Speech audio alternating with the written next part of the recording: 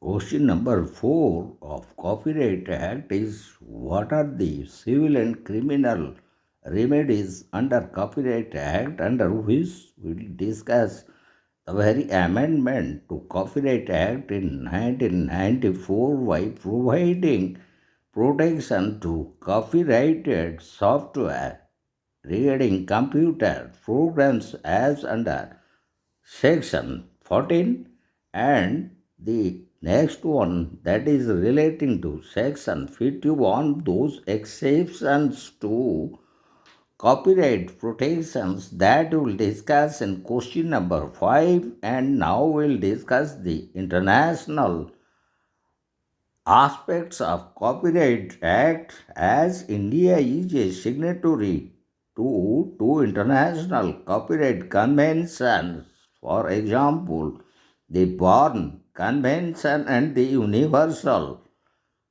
Copyright Convention.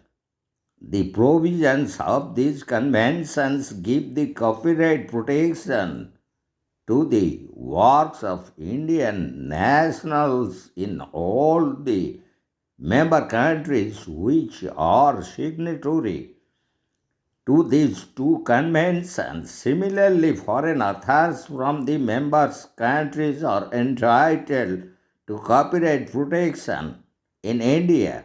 Besides, India is also signatory to some other conventions, such as the Convention for Protection of Producers of Phonograms against unauthorized duplication of their programs and conventions relating to distribution of program carrying signals transmitted by satellites, and also the Rome Convention for protection of performers, producers, phonogram and broadcasting organization.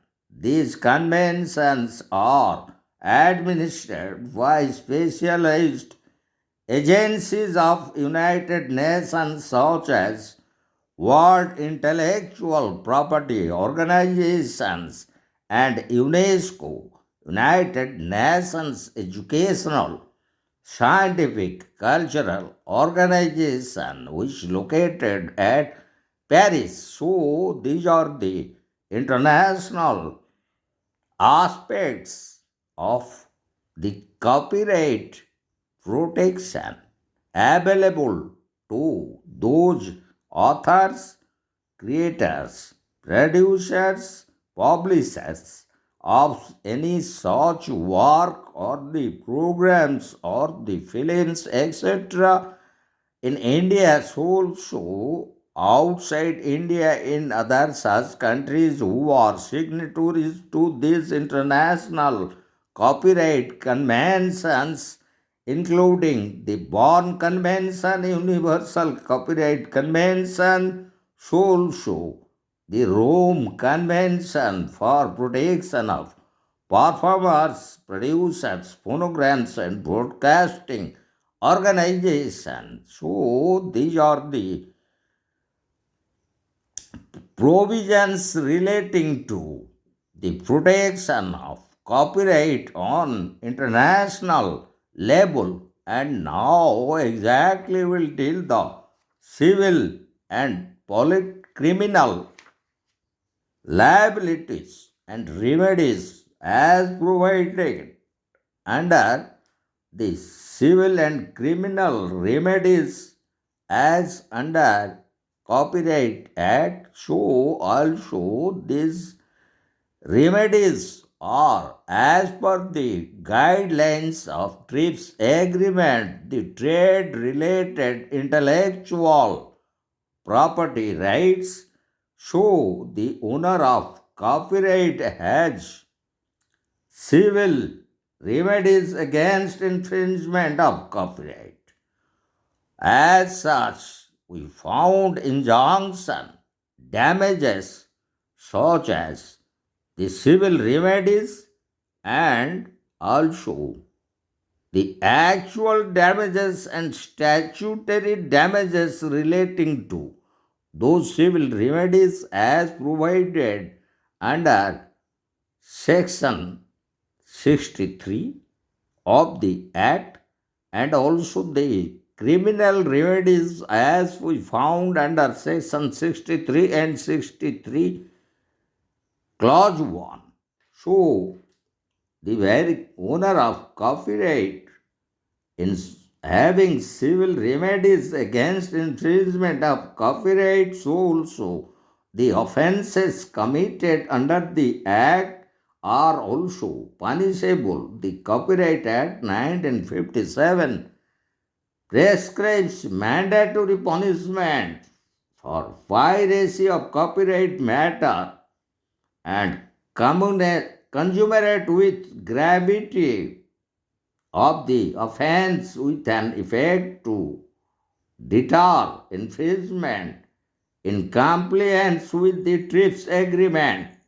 So, Section 63 of Copyright Act 1957 provides that an offence of infringement of copyright or other rights conferred by the Act shall be punishable with imprisonment for a term which shall not be less than 6 months, but may extend to 3 years with fine, which shall not be less than 50,000 rupees, but which may extend to 2 lakh rupees. Section 63 Clause A provides for enhanced penalty on second or subsequent convictions. Imprisonment for a term which shall not be less than 1 year, but which may extend to 3 years, and with fine which shall not be less than 1 lakh rupees, and which may extend up to 2 lakh rupees. Section 63B provides that any person who knowingly makes use on a computer an infringing copy of a computer program shall be punishable with imprisonment for a term which shall not be less than 7 days, but which may extend to 3 years, and with fine which shall not be less than 50,000 rupees, but which may extend to 2 lakh rupees. And in the very connection of civil and criminal remedies as available under the Copyright Act, we'd like to discuss certain important leading cases such as Indian News Express newspapers versus Jagmohan in 1985. The judgment was delivered by the Bombay High Court. Then the second one is R.G. Anand Deluxe Films 1978. The judgment was delivered by Supreme Court. And the third important leading case relating to copyright is Eastern Books Company versus Naveen J. Desai in 2001 by the Delhi High Court. And the fourth one, that is an interesting leading case, Harry Potter versus Harry Potter. And the fifth one, Metro Goldwyn Mayer versus Grokstone. And the sixth one, that is Sony Corporation of America versus University City Studios. And also will discuss the Millennium Copyright Act of 1998 enacted by the United States Congress. So, in relation to the first important leading case, Indian Express newspaper versus Jagmohan in 1985, the Bombay High Court has emphatically stated that there is no copyright for happenings and events which could be news stories, and a reporter cannot claim any copyright over such events because he or she reported it first. The court said that the ideas, information, natural phenomena, and events on which an author expends his or skill, labor, capital, judgment, and literary talents are common property and are not the subject of copyright. Hence, there is no copyright in news or information per se. However, copyright may be obtained for the form in which these are expressed because of the skill and labor that goes into the writing of stories or features and in the selection and arrangement of the material. And now we'll go to the second important leading case relating to this question is R.G. Anand Tilak's films 1978. The Supreme Court expressed R.G. Anand penned, produced and staged a drama called Hum Hindustani, and Deluxe Films made a film New Delhi on the same theme, which was released in 1956. Anand saw the film and found it to be an exact copy of his play. On a suit filed by Anand, the lower courts found no infringement of copyright. The case reached the Supreme Court, and the Supreme Court found that while there were similarities in the two works, no violation of copyright could be established, as there were also substantial dissimilarities between the two works. According to the court, one of the surest and safest tests to determine whether or not there has been a violation of copyright is to see if the reader, spectator, or the viewer, after having read or seen both the works, is clearly of the same opinion and gets an unmistakable impression that the subsequent work appears to be a copy of the original. And in the third important leading case, that is relating to Eastern Book Company versus Navin J. Desai in 2001, the plaintiff, Eastern Book Company, print and publish books on law and have been publishing law reports under the name of Supreme Court cases since 1969.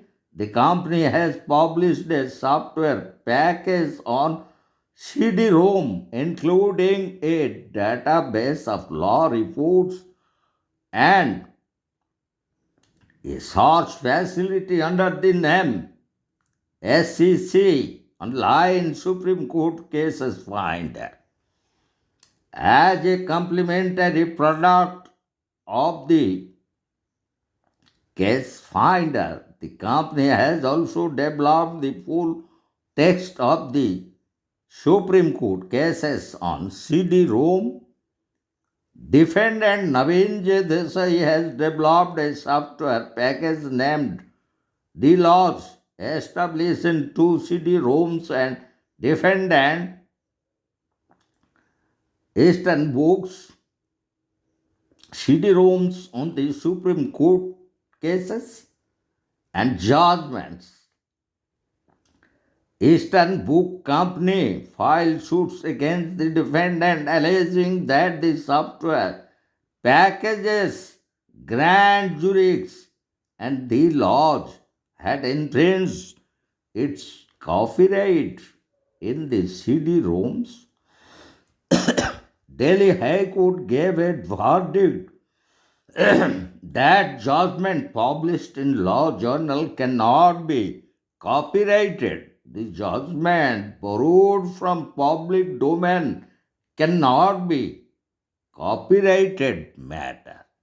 And now we'll discuss another important leading case and an interesting case, that is Harry Potter versus Harry Potter. Harry Potter is a film that hit Indian cinema screens after an Indian court rejected as Warner Brothers lawsuit claiming the name was too close to its Harry Potter series.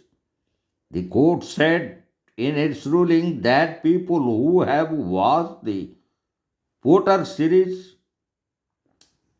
movies and read the book should know the difference between that and an Indian Punjabi film called Hari Puttar, a comedy of terrors, remembers to famous coffee boy wizard franchise.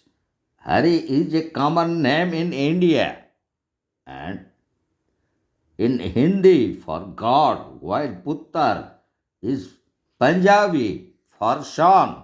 So there is no question of any copyright infringement as it was decided in this very leading case. And now we'll go to another internationally important leading case, and that is Metro Goldwyn Mayer versus Crookstone.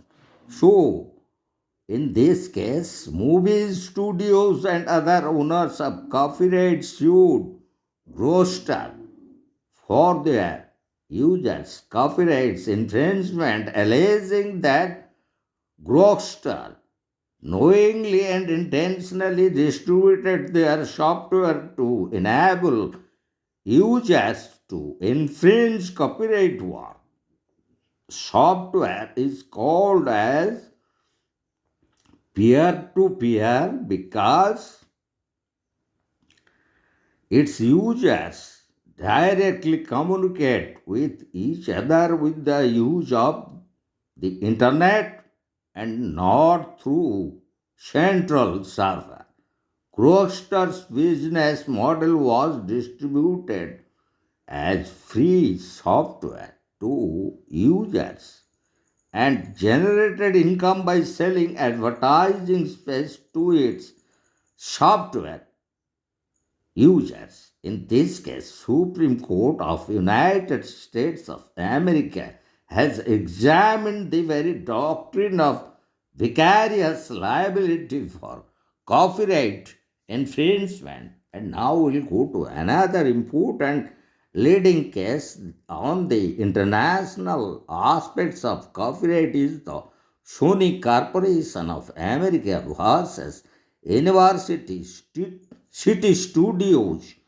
Sony Corporation of America versus University City Studios. In this case, the movie studios sued Sony on the ground that Sony's Betamax video tape recorder could be used for copyright infringement by Sony customers by recording copyrighted work exhibited on commercially sponsored television. It was alleged that Sony was aware of it and it has advertised the offending copying function.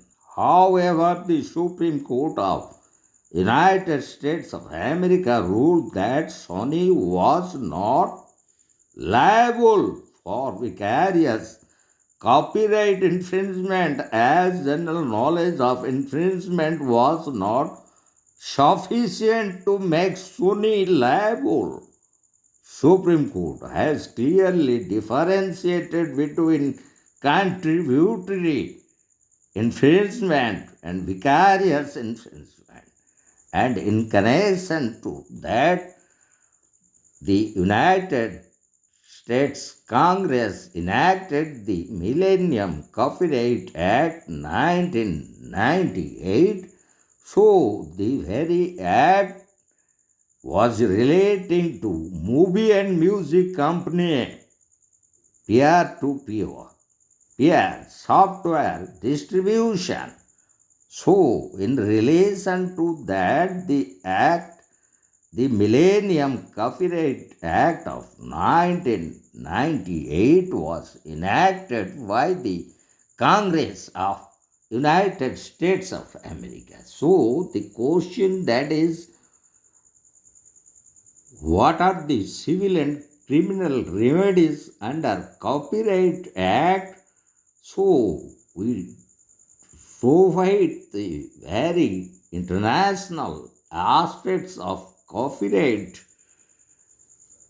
agreements and those conventions like the Bern Convention, Universal Copyright Convention, the Rome Convention for Protection of Performers, Producers, Phonogram and Broadcasting Organizations, the TRIPS Agreement, and the civil and criminal remedies available to an author or owner or producer or artist of its works under the Copyright Act as relating to the provisions of Section 63 and Section 63 Clause 1 and also Section 63V of the Act that we have discussed, and also in connection to that we discussed certain important leading cases